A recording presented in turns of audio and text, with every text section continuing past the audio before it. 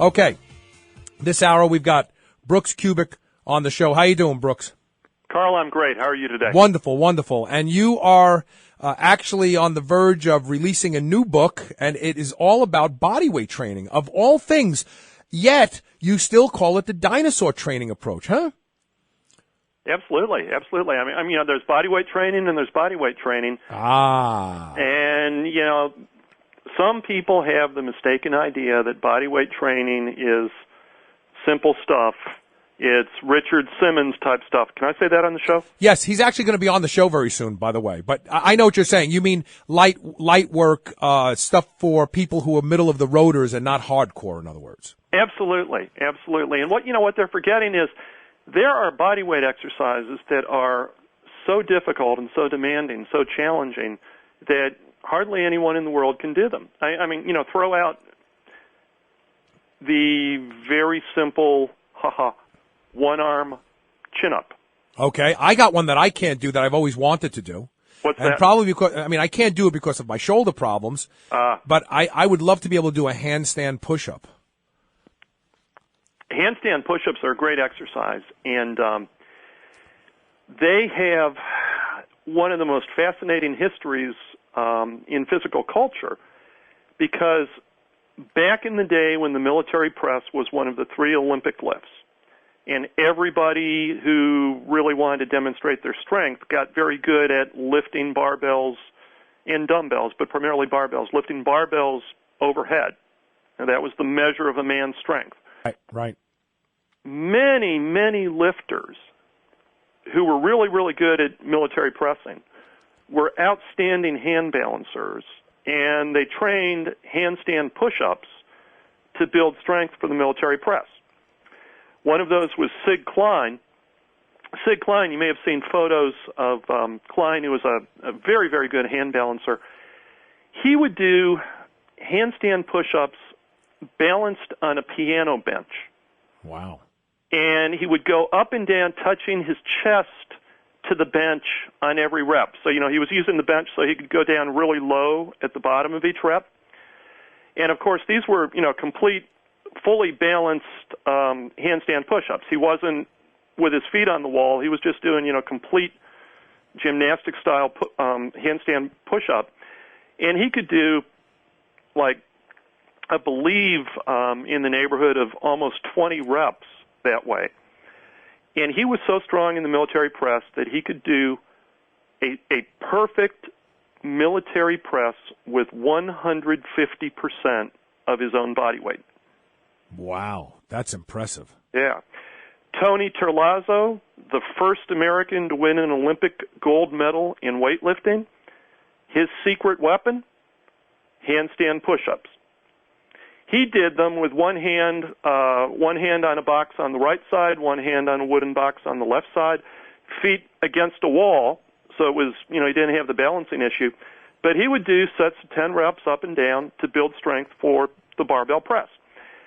Someone else who was an excellent hand balancer, John Davis, who I cover in my biography of John Davis, he was the strongest man in the world. Right. Held the world record in the military press in the heavyweight class in his prime. Right. And he got his start training in Tompkins Park in Brooklyn. Right. Doing what the kids did on the equipment. Pull-ups, ring work. I'm sure they tried doing the flag, in the cat, a lot of dips, and a lot of handstand work. So, worked great for him. 2 other people, heavyweights, one was Doug Hepburn. Hepburn, who set world records in the military press and won the world championship in heavyweight class in Olympic weightlifting. Hepburn was a tremendous hand balancer. He was so good. There are photos of him doing a handstand balanced on what looks to be like the top of a garage. You mean at the peak of the garage on the roof? Holy mackerel. The roof. And I think, if I'm not mistaken, I think there's one where he's doing, he's hand balancing on what looks to be the top of a backboard for basketball. Wow. Fearless. Plus, at a body weight of 280 pounds, he could do a freestanding one-arm handstand. Really? Wait a minute. Without putting his feet against the wall to steady Correct. himself? Yeah, Holy yeah. mackerel. Yeah, and there are photos of him doing that, and there are photos of him also doing a handstand on these metal supports that put him like 5 feet up in the air. You know, essentially the same as doing a handstand on a pair of parallel bars. Oh, okay. I got you. Okay. Yeah. And another person who did handstand push-ups and built a tremendous amount of shoulder strength, again, a world and Olympic weightlifting champion and world record holder in the press, was Paul Anderson. Yeah, another strong guy. Yeah. So these guys, so do you think there's some sort of magic when you're using your body as the object that you are pressing, that has both an intrinsic and extrinsic effect on gaining strength that you don't get when you're pressing a barbell because your body is what's moving through time and space as opposed to this metal object? My experience, that's very close. And my experience has been that you exercise a deeper level of concentration and control when you're doing what I would refer to as advanced bodyweight exercises, the more difficult, demanding ones. If you do them right, you really start to get the mind and the muscle very tightly linked, and the control factor is really interesting. You start to develop more muscular control, very tight, very hard muscular contractions, and if you do it the right way, and my version of bodyweight training is not focused on high reps as much as focused on hard exercises that really make you work, and you really have to work hard. You have to have, the same kind of strength component that you would if you were doing heavy barbell or dumbbell training or lifting anything heavy.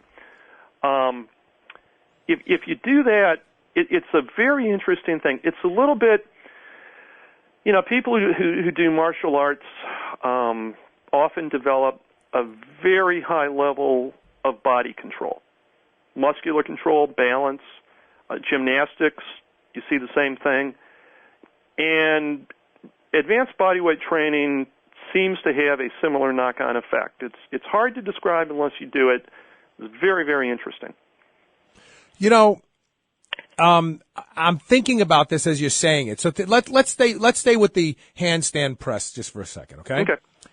If you're sitting on a bench with a back on it or not, usually it has a back. If you're doing some seated presses, we know that there are a certain amount of muscle activation that occurs.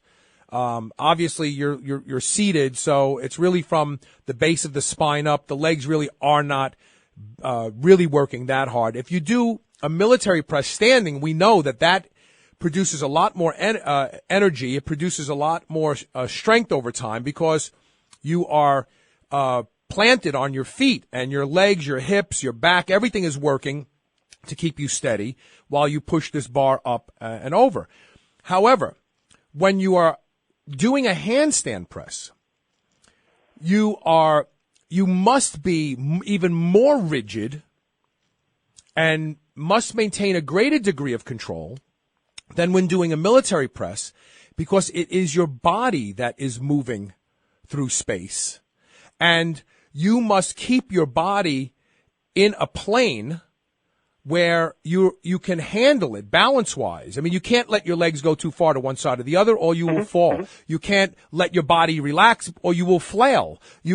So you have to exert the greatest recruitment of nerve to muscle fiber acquisition of all when your body is the instrument that you're pressing.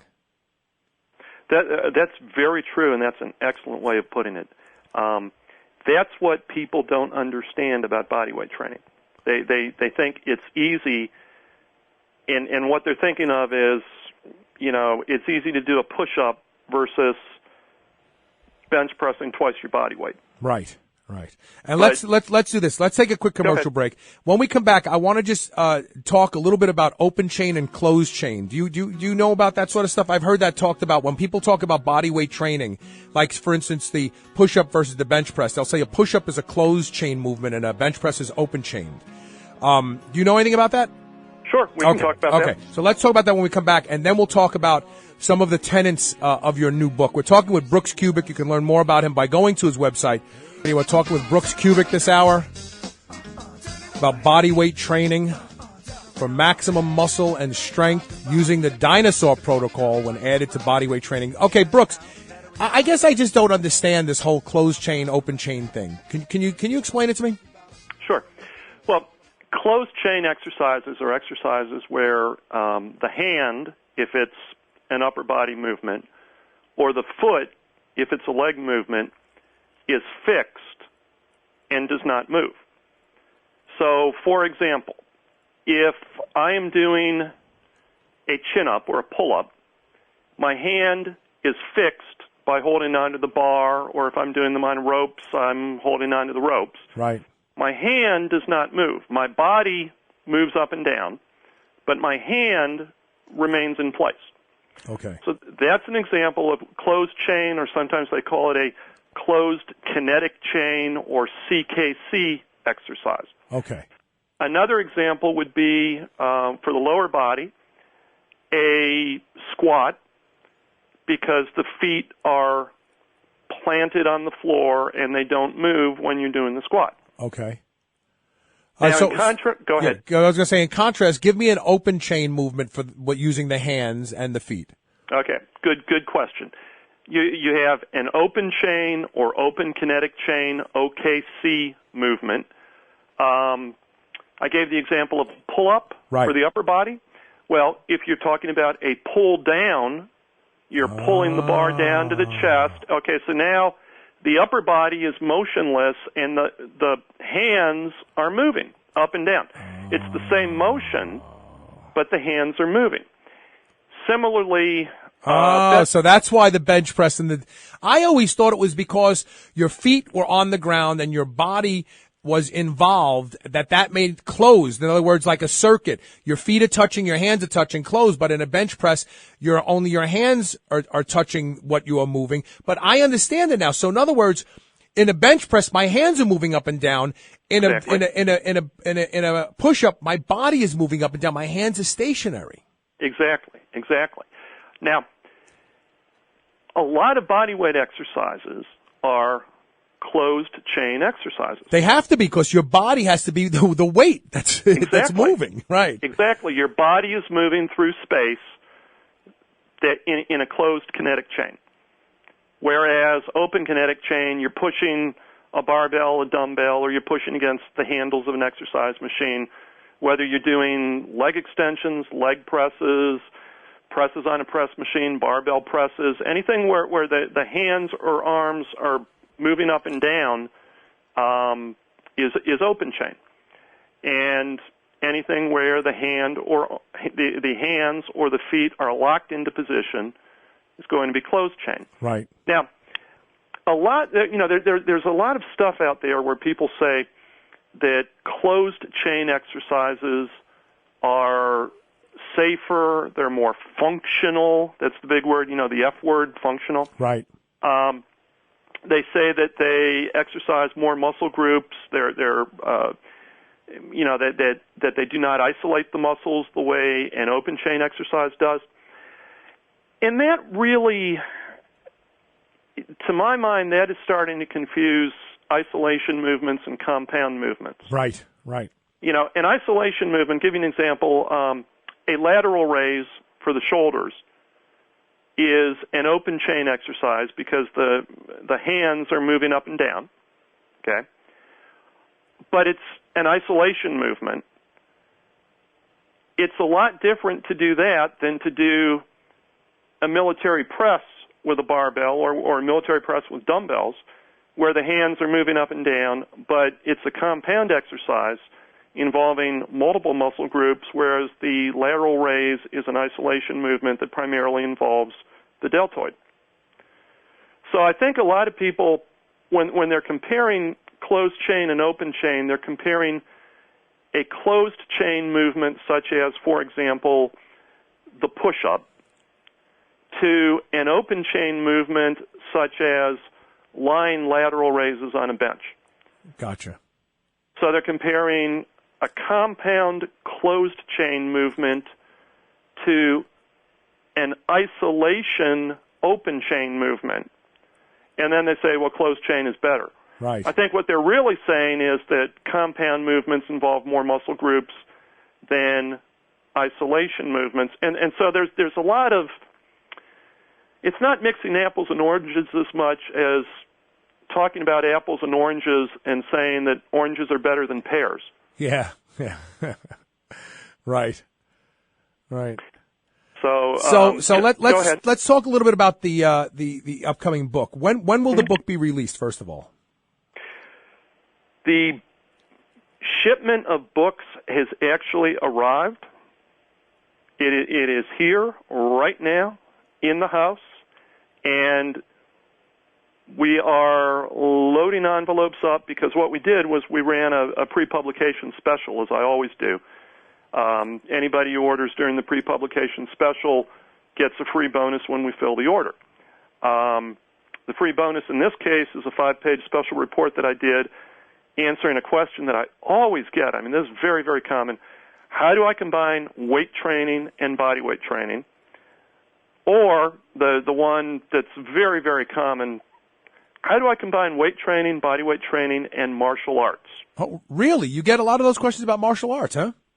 Tons of questions. Oh, good Lord, yes. Yeah. Well, that makes sense because dinosaur training is all about building strength. Yes. And so I can see why martial arts and even MMA guys probably would like it.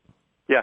I over the years, I've gotten feedback from people who fight in the UFC or in other mixed martial arts competitions, judo, jiu-jitsu. We've had national and world champions using dinosaur training. I think I mentioned on one of the previous shows, Ken Shamrock in his book, The Lion's Den, talks about dinosaur training and how he benefited from it. I've had people, a guy who taught close combat, in other words, self-defense, to members of the Canadian law enforcement, also taught dino-style strength training. And I've got a lot of soldiers who have talked about how building the strength dino-style has really stood them to good advantage on the battlefield. And I've even had some guys who say, I don't want to go into the details, but I probably wouldn't be here today if I had not been stronger than the other guy when it really counted hand to hand. Right. So we've got a lot of people who are, really, really serious about this from a, military law enforcement, martial arts point of view. So, yeah, I get lots and lots of that. And so I put together a special report that covers that, has some workouts so that people, see the best ways of combining all of them. And it's called Dinosaur Training, Dinosaur Bodyweight Training. Is that what it's called? Dinosaur Bodyweight Training. Okay, yeah. And how much is it? $39.95. It is a perfect bound book, 8.5 by 11, with tons of photos. I demonstrate all of the exercises. We shot the photos out in the garage where I do my training. And I also included a number of photos of old-timers from back in the day showing the development that they got from bodyweight training in some cases, and in some cases a combination of bodyweight training, weight training, sometimes bodyweight training, weight training and wrestling, or bodyweight training, weight training, and really heavy gymnastics. And I thought it would be interesting to put those in. So we've got a number of classic old-time photos with some really serious development. I mean, some of the old-timers, Carl, you're familiar with the photos. Some of the muscular development, from the turn of the century 111 years ago. I'm not talking about Y2K. I'm talking about Y1900. Right. just freaky development. Yeah, and you know something I got to tell you. Mm-hmm. That development is being embraced again, in my humble opinion, in an IFBB NPC sanctioned category called the physique category. I have a feeling that the physique category of these competitions. Now, you're familiar with what I'm talking about, right? Yes. I have a feeling it's going to revive bodybuilding. It's going to bring back the renaissance of bodybuilding. It's going to bring back sustainable muscle without drugs being applauded. And these guys that Brooks is talking about are going to end up being the gurus of this new generation of bodybuilders, because they're not going to need drugs. They're not going to want drugs. They're going to want the things that worked for these guys who built these freaky physiques back at the turn of the century. Yeah, well, that's very true, and that ties into something that is really interesting culturally in the muscle game right now. Okay, can you hold that thought till we come out of the break? What Certainly. is culturally important right now in the muscle game? We're talking with Brooks Kubik. His new book is called Dinosaur, Bodyweight Training.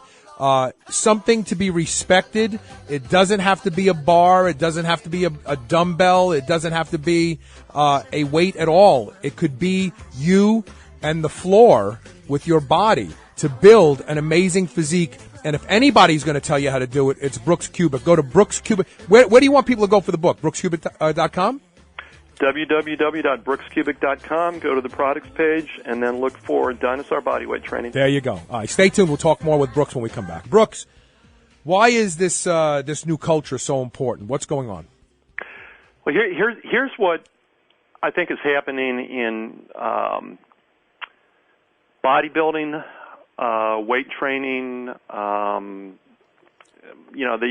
muscle and fitness flex world that we all grew up in. Many years ago, when I was a kid starting out, I'll give you an example. Iron Man magazine had an advertisement for a little course about how to bench press 400 pounds. A little course. Yeah.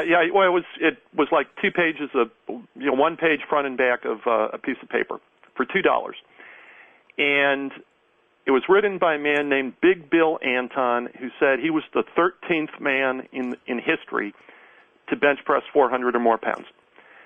And I remember thinking, man, I want to get that course. I want to do that. I want to, if that guy can do it, I can do it. And similarly, when I looked at the physiques in the magazines, I thought, I want to look like that. I can look like that.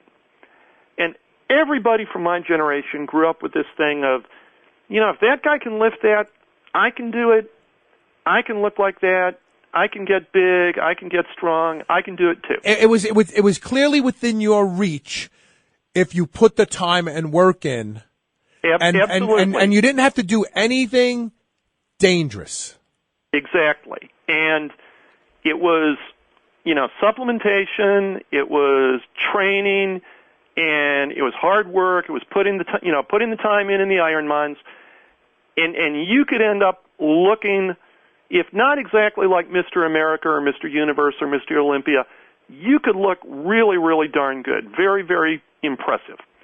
Now, I'll give you a simple example. I think I've shared this story before. When I was 19 years old, I went to a gym in northern Ohio, and they had 2 guys there who were in for as guest posers at a northern Ohio bodybuilding contest. And one was Mike Menser, and one was Danny Padilla. And two great physiques. Yeah, and this was, at the height of their competition careers when they were like at the top of the world. And this little kid was there with his dad, and he was watching them train, and you could just see his eyes, bulging out of his head. And he walks up to Menser, and he has a piece of paper and a pencil, and he asks him for an autograph, and Menser gives him an autograph. And then he goes up to Danny Padilla, and he asks Padilla for an autograph, and Padilla does the same thing. And then the kid comes over to me, and he asks me for my autograph. Really? Yeah.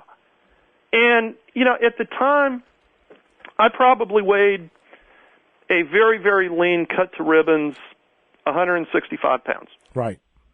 And, I had the high school wrestling build, very lean, muscular, certainly not a competitive bodybuilder type thing, but I looked good enough that the kid, he went from Menser to Padilla to Brooks to get autographs, which was really kind of funny.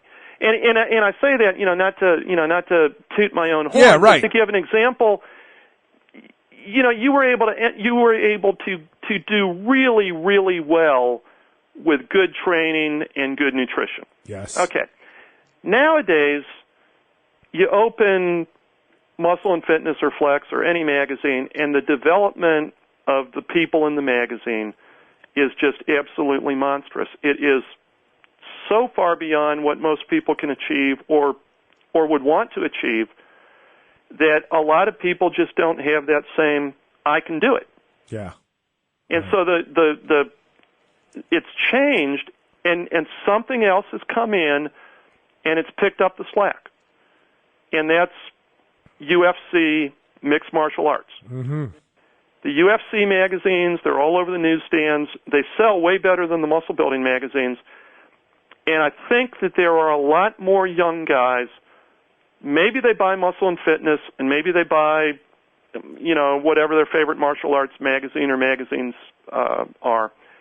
But I think that when they say, I can be that guy, they look at the development of a George St. Pierre or someone else from the UFC mixed martial arts world. Right. I think you know what? You hit it. It's not necessarily that they can fight as good. It's that they can look like that guy. And and looking like that guy is the beginning of being like that guy. And I agree with you. And this is why I say I really believe that the new physique category is actually going to give, for the first time ever, bodybuilding competitions its first crack at the mainstream. Look at when you go to competitions in this day and age. Mm-hmm.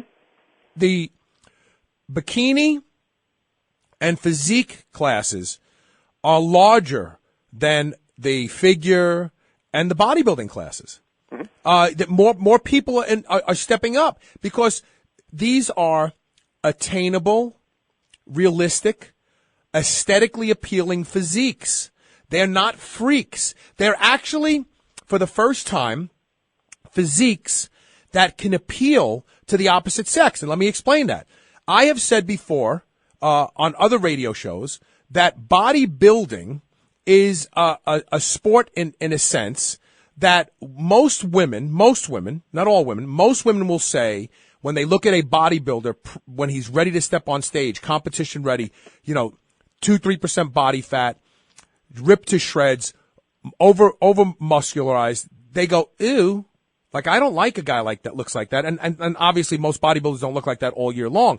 But the point I'm making is now the physiques that are walking into the physique competition and the bodies that are walking on stage in the bikini competition, people are looking and going, wow, that girl looks great, or that guy looks great, as opposed to, oh, he's a freak. Wow, I like the way he looks because he's freakish. So I really think that these are good things, and I predict that in the years to come, it's going to actually revive the bodybuilding world, that these two segments are now being applauded. That's just my humble opinion. That's all. I completely agree with you. I think it's a very, very interesting phenomenon, and I think it's going to attract a lot more people because, again, it gives you that sense of, I can do it. I can do that. And let's face it, if Jack LaLanne, in his heyday, was planted at an NPC event, given his physique, where would he end up? Would he end up with the bodybuilders? Probably not. He wouldn't have enough muscle on him to step with the bodybuilders. He'd have great conditioning.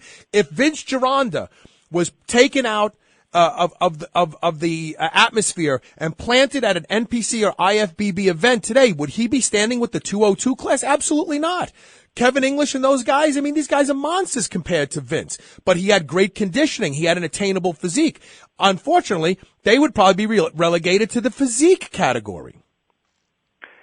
The local newspaper, you may have noticed this, the Louisville Courier-Journal, just covered, they have a photo gallery on, what was it, Kentucky Muscle? Yes, I was there. It was a great event. Yeah, and correct me if I'm wrong, but the photo gallery is almost completely the figure category for women and the physique category for men. Yeah, you see the guys in the long board shorts, like the shorts that you wear to the beach. Yeah.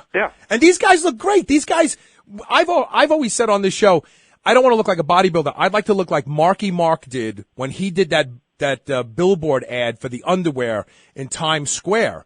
Round shoulders, a neat midsection, not overly muscularized, but athletic looking. That's what I like to look like. That's what those guys look like. That's what the physique category looks like. So I applaud the NPC and the IFBB, and I think that they see it. The number of attendees that are coming in for that group shows that it could actually breathe life into this sport and make it more mainstream. We have to take a quick commercial break. We're going to talk more about Brooks' book when we come back. I'm sorry I got sidetracked here with this sort of cultural stuff. But anyway, the book is called Dinosaur Bodyweight Training. You can get it at brookskubik.com, and it's in the store, right? It's called Products or Store, your link there. Products. In the product section. A great book to have. You know, there's times where all you have is you and the floor. Like right now during this commercial break, I will be doing push-ups. So, no, I'm serious. I do it all the time. All right, so stay tuned. We'll be right back with more Superhuman Radio. Welcome back.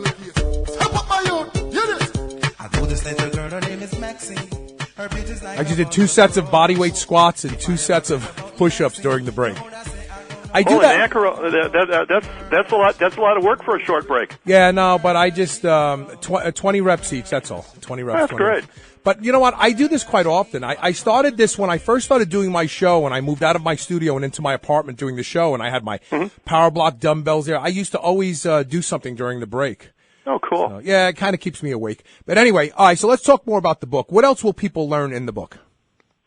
Well, the book is real interesting. There's a long tradition in what I'm going to refer to as physical culture. The physical culture tradition has a long tradition of 12-lesson courses. And that goes back to Farmer Burns, the trainer of Frank Gotch, who beat George Hackenschmidt to win the World Wrestling Championship 100 years ago.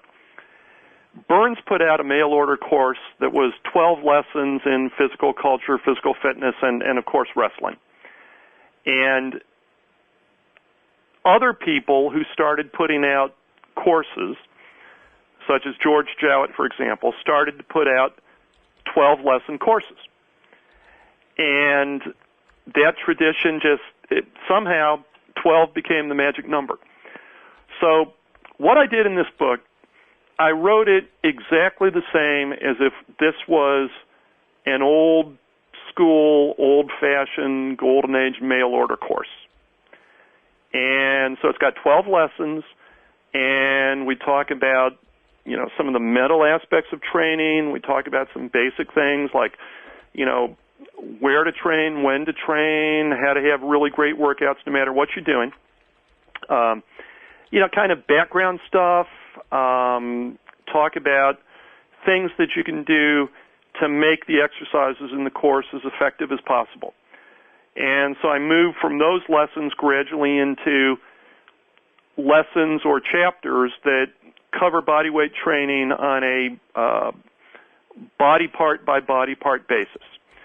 So, we do a section on pull-ups with all kinds of pull-up variations, push-ups with all kinds of push-up variations, including the handstand push-up for the folks who are really strong and really looking to take it to the next level. Leg exercises, back training, neck training, grip training, core training. I mean, if all you're interested in is carving a core that looks like the old washboard abs that they always talked about when we were young, you want to learn how to build your abs, build your core, this is the book for you. It's got some great stuff in it. And one of the things that I did, I have a complete section where I'm doing a wide variety of exercises using 2 really unique tools, which are lots of fun for bodyweight work, ropes and rings. And if you go to the website, if you look at the cover of the book, you'll see yours truly, me, doing what I call a staggered grip double rope pull-up. I've got 2 hanging ropes. They're a little bit more than shoulder width apart, so I grab them with the thumbs up, a vertical grip on each rope, and I do pull-ups that way. But for the staggered grip pull-up, what I do is I have one hand high and one hand low. Really? Yeah. And what that does, that requires the high hand to provide much, much more of the power to do that pull-up. Because the lower hand, you've kind of taken it out because it's beginning in sort of a half-bent position. So you could actually use that to transition into a one-arm pull-up eventually. Yeah, you could try that. And I've got lots of variations like that so that, if you can't do a pull-up, this book will teach you how to do a pull-up. If you can do pull-ups, it'll show you how to do sets and reps to build a whole lot of strength and muscle.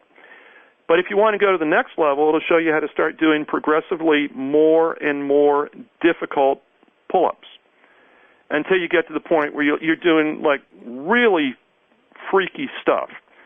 One thing that I did kind of as a challenge, Trudy had something called yoga ropes, which were little ropes that, they're like the kind of ropes that you use to on an old-fashioned clothesline. Right. They're not plastic. They were cotton. Actual. Yeah. What do I Yeah. want to say? They were not twine, but they were ropes. They were white, actually, kind of a whitish color rope, right? Yeah. And the kids used to play jump rope with them when they would come down off of the clothesline. So. Yeah, and these are about the thickness. I'm holding the number 2 lead pencil in my hand right now. They're just about that thickness. Right. Okay. Well, I wondered if it would be possible to hang those from my chinning bar and do pull-ups hanging from the ropes. And I don't mean... So not wrapping them around your hand. You mean try using your grip to hold onto that skinny little rope. Well, the rope is in a vertical position, not a horizontal position, which would exactly. be easy. That's what I mean. So Yeah. that would be skinny. That would really employ an amazing grip. Yeah, and just think about how difficult it would be to hold on to something that thin. I mean, it's the same principle. If you lift up a 10-pound barbell plate, that's no big deal. But if you solder a needle onto the 10-pound plate and you pick it up by holding on to the needle, yeah, that takes a lot of strength. If the needle is in a vertical position and you squeeze it and pull it up, it's like that's like crazy. Well, this rope thing was the same way. And so what I did, I worked up to it. I put, I would hold the rope in my right hand and I would hold the bar in my left hand. So it was a bar and rope pull-up with the yoga rope. And then as I got stronger, and then I'd reverse it. I'd hold the bar in the right hand and the rope in the left hand. And as I got stronger and stronger in the grip, I started getting to the point where I was trying the 2 ropes, just hanging from the 2 ropes. And eventually I got to the point where I was able to do that. And it was hilarious when we were taking photos for the book. Trudy was the photographer. And so, she was there, and, I chalk up my hands, and I'm getting set, I'm kind of getting psyched because this is a really difficult thing to do. And I'm like, you ready? And she's like, I'm ready. I'm like, you ready? She's like, yep. I'm like, okay, catch this photo because I can't hold this forever. She's like, okay. Right. So I grab, and pull, and bang, I'm right up to the top. It's perfect. And there's no camera click. There's no flash. There's nothing. And I'm like thinking to myself, take the photo, take the photo, take the photo. And all of a sudden, there's this belated bang, and she takes the photo. And So she did it on purpose, in other words. No. Later, so I dropped down, and I said, well, thanks, but what took so long? And she said, I couldn't believe it when you did it. She was so amazed. That is funny. Yeah. So I was thinking, look, I was saying, look, the next time I do something really hard, you can be amazed, and that's wonderful, and I love you for it, but take my photo. And she said, okay. And be amazed afterwards. Yeah, be amazed afterwards. Very, very good. Very good. All right, let's go ahead and plug the book again. The book is called Dinosaur Bodyweight Training. Dinosaur Bodyweight Training, 8.5 by 11, big book, lots of photos. You can get it at www.brookskubik.com. And when you place your order, if you have listened to this interview, be sure to say, Carl sent me. You know what? We have a few minutes here. Before we leave, there was a discussion you wanted to have about Charles Atlas and who else that you Charles Atlas and John Grimmick. Yeah, I tell this story in the foreword to the book. John Grimmick worked for Bob Hoffman, York Barbell Company. Hoffman and Charles Atlas got into a lawsuit. They sued each other. And, we had witnesses and cross-examination and lawyers and, the whole 9 yards. It was really kind of a war between the two of them. And John Grimmick, many years later, related a story that during the trial, he and Charles Atlas met out in the hall. Right. And, it's sort of like, oops, what's going to happen? Because Hoffman's guy, the weightlifting champion, the bodybuilding champion is here, and it's Charles Atlas, and it's just the two of them, and what's going to happen? So guess what happened? What happened? They ended up talking training. No kidding.